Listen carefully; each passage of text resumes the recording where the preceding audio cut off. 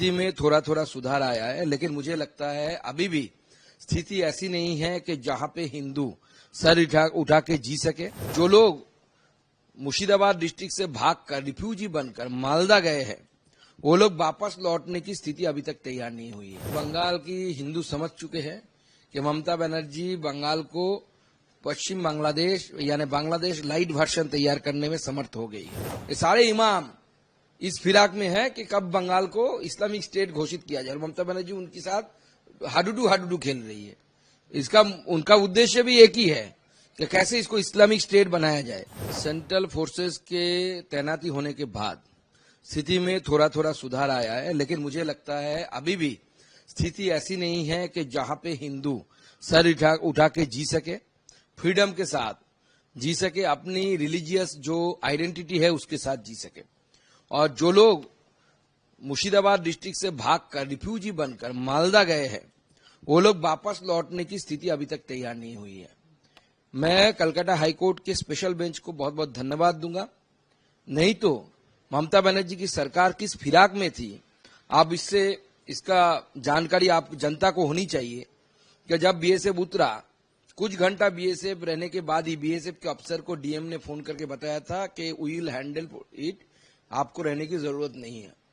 यानी बीएसएफ को उठा लो और फिर से एक बार हिंदुओं के ऊपर ऐसी अत्याचार है, इस तरीके का प्लानिंग तृणमूल कांग्रेस के प्रशासन के ऊपर तरफ से था। मैं धन्यवाद दूंगा कलकत्ता हाईकोर्ट को, स्पेशल बेंच को, जिन्होंने ये निर्णय लिया कि मुर्शिदाबाद में इस स्थिति में सेंट्रल बलों की, केंद्रीय बलों की तैनाती बहुत जरूरी है। देखिए, बंगाल की हिंदू समझ चुके हैं कि ममता बनर्जी बंगाल को पश्चिम बांग्लादेश यानी बांग्लादेश लाइट वर्जन तैयार करने में समर्थ हो गई है। अब बांग्लादेश ओरिजिनल वर्जन ना हो, इसके लिए हिंदुओं को एक साथ मिलकर लड़ना पड़ेगा और डेमोक्रेटिकली लड़ना पड़ेगा। ये बहुत जरूरी है। हम वादा करते हैं बीजेपी के क्षमता में आने के बाद, बीजेपी के पावर में आने के बाद ऐसी घटना अगर जो घटाते हैं उनको डायरेक्ट एक्सपोर्ट करने की जो जिम्मेदारी है वो बीजेपी की सरकार की होगी, बीजेपी की पुलिस की होगी। दूसरा, हम ऐसे कानून लाएंगे जिसके द्वारा मंदिर और हिंदुओं के जो घर तोड़े जाएंगे, वो जिन दंगाई तोड़ेंगे उसका प्रॉपर्टी नीलाम करके वहां से पैसा दिया जाएगा हिंदुओं को। ऐसे कानून हम लाएंगे। जो दंगाई दंगा करेगा उसका प्रॉपर्टी सरकार ले लेगी और सरकार उसको नीलाम करेगी। नीलाम करके हिंदुओं के जो घर तोड़े गए हैं उस घर निर्माण का काम बीजेपी की, भाजपा की सरकार करेगी। और जिस मस्जिद से या कोई भी रिलीजियस प्लेस से अगर इंस्टिगेट किया जाता है या वहां उसके माइक से अनाउंस किया जाता है कि आप मैदान में उतरो, उस मस्जिद को या कोई भी रिलीजियस प्लेस को बंद कर देंगे, हम नहीं चलने देंगे। और ये ऐसे अगर कानून पश्चिम बंगाल की अगर प्रेजेंट सरकार भी बनाती है तो हमारे एमएलए सारे उनको सपोर्ट करेंगे और ये कानून बनने के बाद पूरे दंगे जो है वो बंद हो जाएगा। नहीं, वो तो उनके गाय है ना, दूधेल गाय, आप जानते हैं ना, मिल्किंग काउ। ममता बनर्जी ने बताया था कि वो मिल्किंग काउ है। ये सारे इमाम इस फिराक में है कि कब बंगाल को इस्लामिक स्टेट घोषित किया जाए, और ममता बनर्जी उनके साथ हाडुडू खेल रही है। इसका उनका उद्देश्य भी एक ही है कि कैसे इसको इस्लामिक स्टेट बनाया जाए। तो जाइए, बुलाए उनको लेके ही। वो तो बंगाल की जनता तय करेगी। बंगाल की जनता को बचाने के लिए अगर 355 जरूरत होगा तो कोर्ट बोलेगी 355 करो, जनता बोलेगी 355 करो। तो 355 अगर जरूरी है तो लगाएगा सरकार। मैं कल मालदा जा रहा हूं। Malda as Murshidabad is till now is a disturbed area, so that's why I am not visiting Murshidabad.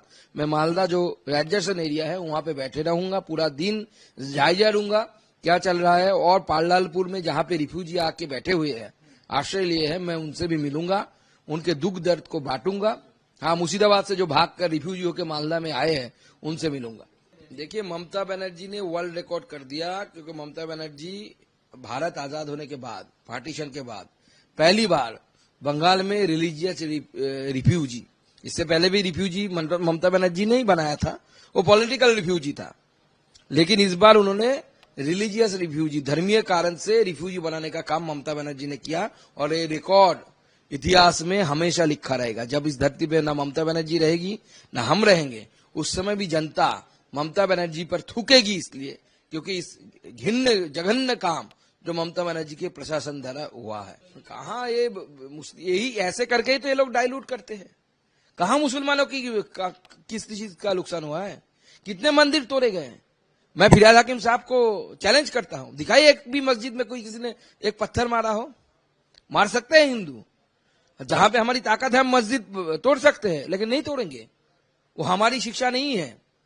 हम मानते हैं कि वो पंथ भी सही है, उससे भी ईश्वर मिल सकता है, लेकिन जिस तरीके से इस जिहादियों के साथ ये सरकार खड़ी हुई है, आगे आने वाले समय में बंगाल में कश्मीर जैसी स्थिति होने वाली है, अगर इसी समय बंगाल की जनता जागरूकता ना लाई हो।